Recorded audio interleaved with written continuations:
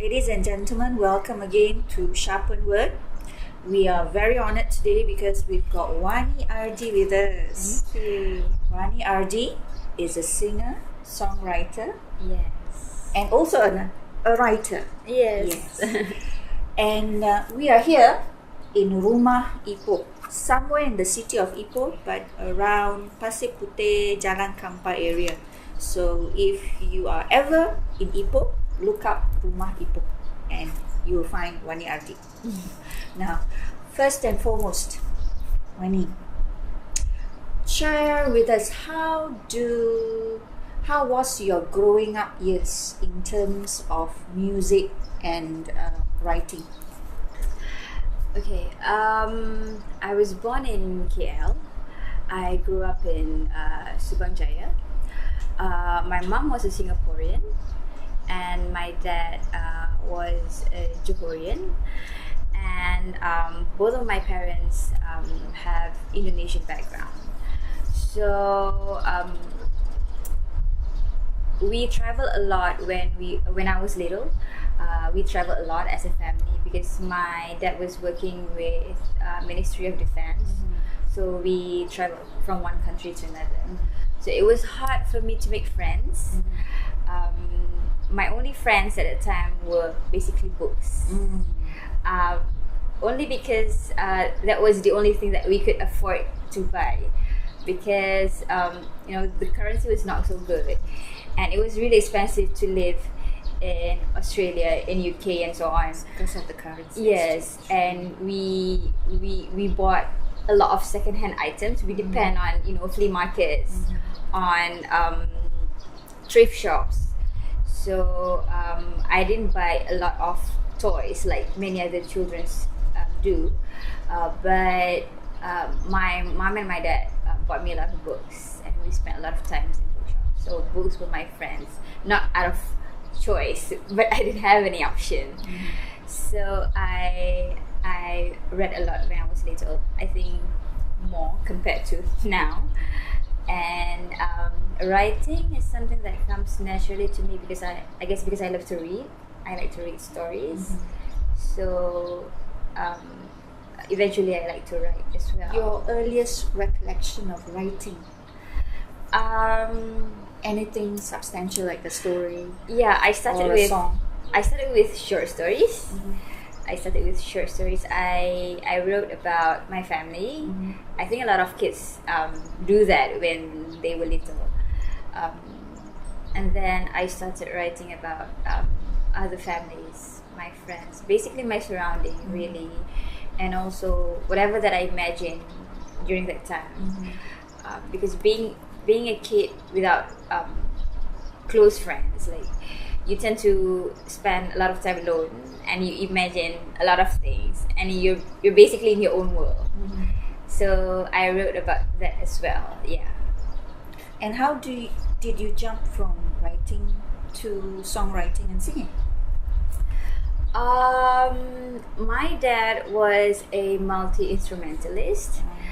When he was in uni, UM to be precise, that was where he met my mother. He was in a band, so he played a lot of instruments, primarily the guitar. He also played organ, he played the flute, and many other instruments I don't even know. So I grew up with music at home. My mom is a fan of the Platters, Simon and Garfunkel, Beach Boys, the Bee Gees, But my mom was tone deaf, according to my dad. So my mom would just sing even though it was out of tune, and my dad would play instruments at home all the time. So I grew up watching both of them, and eventually I picked up the guitar against the will of my parents. Yeah, because my dad didn't approve of me playing music because he had the experience, and he told me that, you know, Wani, it's not easy to become a musician in Malaysia. Like, you have to be really, really good. You can't be just average. You know, you can't be someone just moderate. You have to be really good to success. So it's hard. So when I told him I wanted to pursue my studies in music, he didn't allow. So I thought, that's not going to stop me. I'm going to play on my own.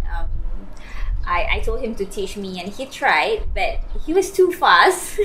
When did you start picking up the guitar? I was 16. 16, yeah. I secretly borrowed my brother's guitar. I played behind his back, behind my dad's back. And I know, sooner or later my parents found out that I played my brother's guitar, and my mom was like, okay, if you really want your own guitar, you have to play 10 songs in front of me, you know, to prove that it's worthy for me to actually get you a guitar when you're not even a music student, you know. So I tried really hard to learn the guitar, and I managed to play that 10 songs in front of her, and she bought me my first guitar. So yeah, I started playing when I was in secondary school. And from that, I guess I turned my writings into songs, because I think it's easier for people to enjoy my writings when they are in, you know, a song form. Yeah. So despite your love and passion for literature and music and songs, you still had your day job. You know, I read that you finished your degree, and then you went for your postgraduate, and you became a lecturer. Yep. But now no more. Now no more. Why not? Okay. So when I finished my secondary school, I did my undergraduate in performing arts, and then in creative technology. So during these years, I worked in the production line. I was an editor, I was a production assistant, I was a scriptwriter. So I did this for a few years, and then I got tired because of the crazy working hours of being in the production line, and I thought to myself, you know, I miss studying, so I wanted to study more. So I went for postgraduate, and I really love the feeling of being in school.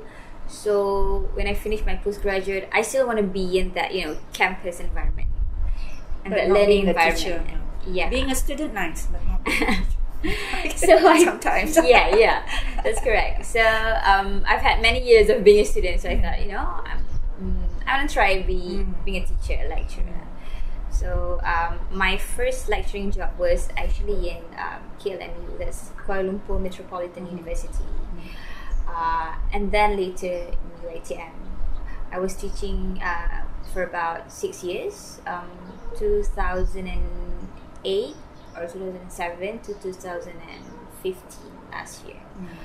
So after a while, after 6 years of teaching, I thought to myself that I want to go out and explore more, because it's not easy being a young lecturer, you know.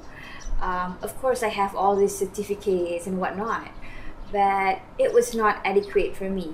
Eventually, you feel that you're not fulfilled. There's something out there waiting. Yes, and eventually, I felt like I'm recycling information to share with my students, because I'm young, and I have experience, yes, but not enough for me to share with my students. So I did what my teacher did. My teacher, as in Pak Agi, he's basically my mentor. So what Pak Agi did was he spent his life traveling here and there, sharing his poems, performing his poems, and then when he's about 40 something, he went back to teaching. So I told myself, okay, I'm gonna do that. You know, while I have the energy, while I'm young, I want to go out and travel here and there and share my writings and my songs. So later, when I'm older, yes, I plan to go back to teaching. So hopefully, by that time, I don't have to recycle Yes. knowledge Yeah. and information. I have You new have things to your own first-hand knowledge where you can impart and tell others. Yes. I've done this. Yes. You should do this. You shouldn't do that. Yeah. Now, how easy for you, or how difficult it is for you to keep changing hats? You write novels, you write songs, and you sing, despite the everyday being of being a mom and a wife and a daughter. How easy for you, or is it difficult? I won't say that it's easy, but it's what I choose to do, and I've been doing this since I was 18. Like even when I was doing my diploma, I was working at the same time. So I have been multitasking for as long as I can remember. So it comes naturally to me, but it is still not easy. After many years, I still think that I still have a lot to learn. I am still struggling. Every day it's a struggle for me to balance things out. My time management is really bad. Still learning to juggle things.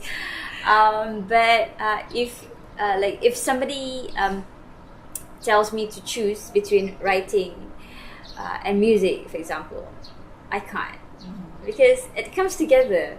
Okay. Yeah, because I've been doing that for a long time, and I've been doing that both at the same time. So it was not something that I didn't start writing and then performing. I basically started both at the same time. Yeah. So being an artist, you've got to go to places and events, and you don't work 9 to 5. Yes. So how do you manage? How can you manage it? Do you need support from other people? Definitely, I need support from my family. Being a mother, it totally changes you, like your lifestyle and the way you manage your time. So it's very important for me to have a family that supports me and can help me look after my child when I'm out there, doing my work. Also, it's very important for me to have a band that supports me. Like I have right now, I'm with my band Wani Ardy and the Guitar Polygamy. Yes. So there are 8 of us. I'm the only girl. So the rest. I know the feeling. Yes, it feels like I'm babysitting everybody. Yes. But I need them, So most of the time it looks like they need me. But to be honest, I need them because they've been with me for many years, and they understand me inside out. So Tell us the how does it work out? How did you meet? How did you get formed? And the working relationship between you and the guitar company. Guitar Polygamy. Guitar Polygamy. Sorry. It's okay. Of course, we didn't start having 8 people at once. It happened bit by bit, one by one. So I started with my band Bonica, and this was 2002. 2002, I had my first band Bonica, and that band was me and my schoolmates. So through Bonica, I met other musicians. We went to gigs and events, and we met people in the scene. So I got to know other musicians as well. So when my Bonica bandmates decided to Go their own separate ways. yeah, like we're still very close friends today. It's just that they have their own commitments. Yes. Yeah, and they're going into different Interests. Yes, and different fields interests. and- So I was left alone with my passion for music and writing. And for a few years, I became a solo singer-songwriter. Occasionally having sessionists to accompany me. And from there, from one sessionist to a couple of sessionists, and slowly it expanded into this band. 8 people Yes, band. 8 people, including me. Yeah, so that's how I met them. Basically through mutual friends, through events and all. Okay. Now let's look at your literary creativity. when we first met back in October, the way I perceive people, I'm not that much of a people reader, but I sense that there was a stillness, and you being a very reserved character, as if you are observing people. Am I true? Am I correct? I think every writer is an observer. You have to be if you're a writer. You need to watch more and talk less. You need to be alert of your surroundings and really use your 5 senses. Yeah, so yes, you're correct. Okay, now let's look at your books. You've written Mesin Cahaya Masa, Yes. Langit Biru, and I think recently... Sorry, Langit Vanilla. See, It's okay. I didn't do my homework that well. And the recent one is Untuk yang telah pergi. That's an Pergi. anthology. Yes. Yes. So tell us more about your recent anthology, Untuk Yang Telah Pergi. Yes. So Untuk Yang Telah Pergi is basically an anthology. So I have joined in many anthologies, but I think this is my favorite. Not because the writers are all my best friends, but I think I'm most honest in this one. Untuk Yang Telah Pergi focuses on the issues of trying to move on with life, trying to leave the past behind, about yesterday's stories haunting us, about memories and about the struggle to move forward. So personally, that is what I've been trying to do, and I think many other people out there could relate to that. Yeah, like we're always trying to move forward. There's always something that we did in the past that haunt us, and we can't get over. Baggage, Yes, like that.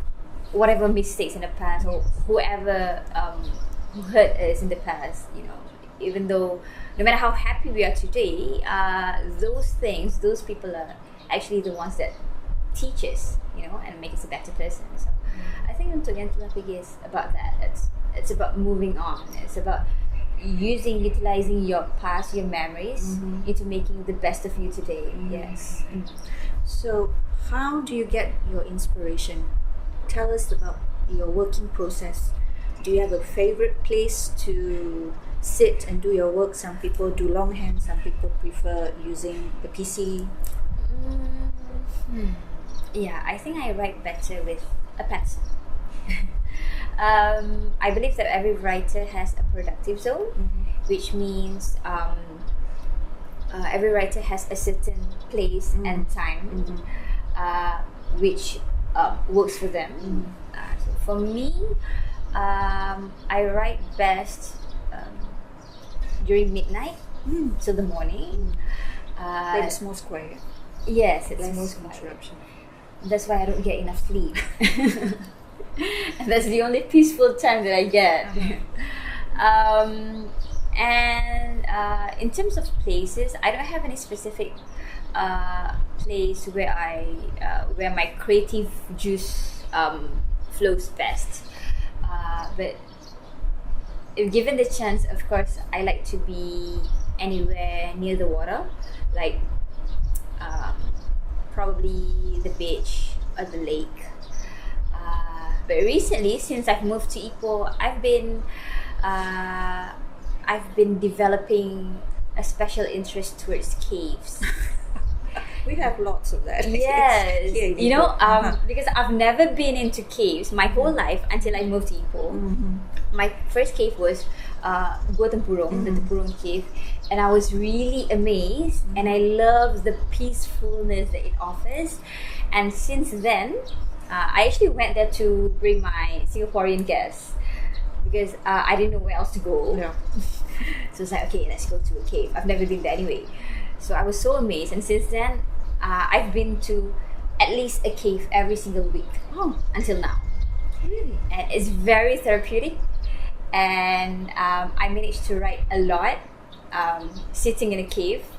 So I think for now, that's the productive zone that's been working for me really well. So when you write, do you start with a person, a a scene, or the beginning, the end, or do you start with the middle? I don't plan. How do I say it? Because so it just comes to you. Yeah. Whatever comes out will come out. yes, I try not to think too much. I think it's better that way because when I don't think too much, they just come. I don't filter my thoughts. I let it come, and whatever that comes in, it comes out through my writings. I don't filter them. Unless I need to turn them into a proper manuscript, then yes, I do editing and so on. So I believe maybe when you write short stories, there's a lot of freedom on your part as a writer. Yeah. What about script writing? I believe you involved in Goal and Ginchu. Yes, Yes. years ago. So is there any difference? Are there any limitations or boundaries Yes, when a you lot. start writing scripts for dramas and series? Yes. I have. I totally salute scriptwriters. I have high respect for scriptwriters for the patience that they have because I know how crazy it gets, especially trying to meet the deadlines and trying to. If you're writing for a magazine program or a documentary, you have to get your facts right. So you have to do your research again and again and again and go through so many sources. But even for a drama series, even though it's fiction, you still have to do your research. Is this logical? And is it believable for this kind of character to come up with this kind of dialogue? Things like that. I was a scriptwriter for a few years. It was not long. I think about 3 to 5 years. And I would admit that I don't have the patience. I quit because I don't have the patience. I still have the interest. Like right now, I still write scripts, mainly for short films. But those are basically my personal projects. So I am not tied to any production company. So it's very different when you're working with a production company. If you're not moving, the whole production is not moving because it all starts with the scriptwriter. So the scriptwriter gets all the crazy pressure. Like you have to finish your work, unless then only other people can start doing their work. Yes, and you have to be there. You have to go through every single meeting, and you have to deal with a lot of people, things like that. In terms of limitations, of course, scriptwriting has a lot more limitations compared to other forms of creative writing, like writing poems or short stories. I think poems have more freedom. Like I feel. Is it the most freedom that you have For me, yes. Compared to script writing and short story? For me, yes. Poems are where I feel most free because there are no rules in poetry as far as I'm concerned. Unless you're writing a certain form of poetry that has a certain format, like sonnet, haiku, and all that. Yeah. But if you're talking about general poems, like free verse. Yes, free verse, there are no rules. So whatever that flows in you, it can come out just like that. And you have this, poetic license where you can do anything. Yes, basically do anything. So now what gets me confused is when you have a poem and a song, which comes first? Does the lyric song comes first or the melody comes first? I used to write my composition before I read the lyrics back then, when I was with my first band, Matinee. And then when I developed into Wani Ardy and the Guitar Polygamy, so I have this band of 8 people, including me, and so many instruments to experiment with. And I have, books published, not just like Vanilla and Missing Chai Masa, many other books, many other anthologies, mostly collection of poems. So I thought, I want my poems to get out of books. I don't want them to be buried in books.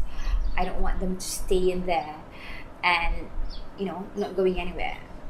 So one of the ways for me to share my poems is not just through readers, but through listeners. So what I've been doing for the past almost 10 years. I don't just write composition first. I try to blend in my writings and my books into the composition that I make along with my bandmates. So how it usually works, we go to a studio and we jam, and I will always bring my books, and whatever sound that we manage to come up with, I try to blend in with any of my writings in the book. Yeah. So, and I think it's quite enjoyable, because every time I share about my songs with the audience, I can mention my books as well. Like, okay, this song is Gelombang Dasar Laut, and this is basically you sang it before. Yeah, this is Gelombang Dasar Quite Laut. haunting. And I can tell them that this is a combination between two poems in Mesin Cai Masa, and that would be an extra information for them. Like, oh, so besides songs, she writes as well, and she has books and everything. So, which one is most important for the listeners to remember? Is it the melody or the words inside? I think being a writer, I will always prioritize the lyrics first. But of course, they come side by side together, because I think it's hard for lyrics to stand alone without a really good melody, because I want people of all nationalities, all races, all languages to enjoy my songs, and not everybody can understand bahasa. That was actually my mission, my objective, my target when we expanded into Wani Ardy and Digital Polygamy. Because before this, we've been playing only Sarawak, Malaysia, and it was convenient for us because our audience understood bahasa. And I told my bandmates, I don't want us to just end here. I want more people to listen to us, and I want people who don't even speak bahasa. How do we do that? So music is our bridge. It's our only bridge. I thought of this when I read about this band called Sigaros. So there are a lot of bands that influence me and my bandmates, and one of them is Sigaros. So Sigaros is an international band that speaks a language that nobody understands, but they have fans all over the world. Sigaros. Yes, Sigaros. And every time they go on tour, every time they have concerts and everything, the tickets are sold out within minutes. But nobody speaks their language. Why? Because of the music. Yeah. So I told my bandmates, I want to do that. I want to bring bahasa outside of Malaysia. I want people to enjoy our songs. So that's what we've been trying to do. And so far, alhamdulillah, I think we're going towards the right direction. Like, even though we are, we have only been traveling in Southeast Asia, like we perform in Singapore and Jakarta, but we also got invitation from Australia, Vietnam, and so on. And these people invited us after they listened to our songs in bahasa.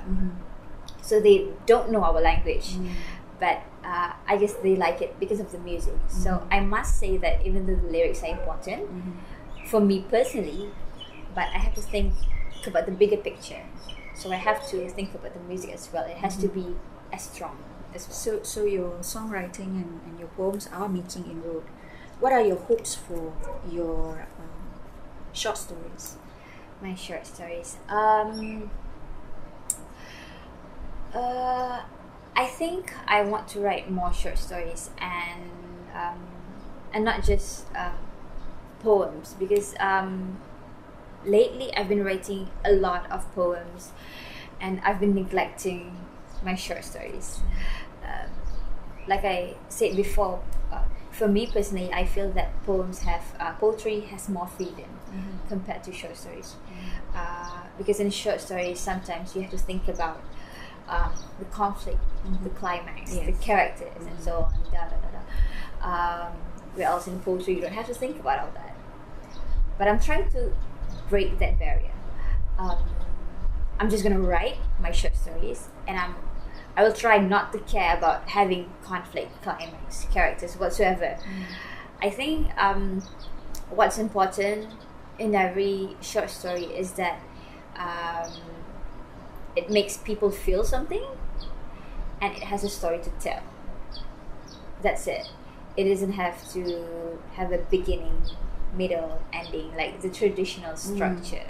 Yeah. So I'm trying to break that barrier. Yes. Yeah. So I think we've come to the end. It's been a pleasure Thank talking you to so you much. here in Rumah Ipoh. Thank you.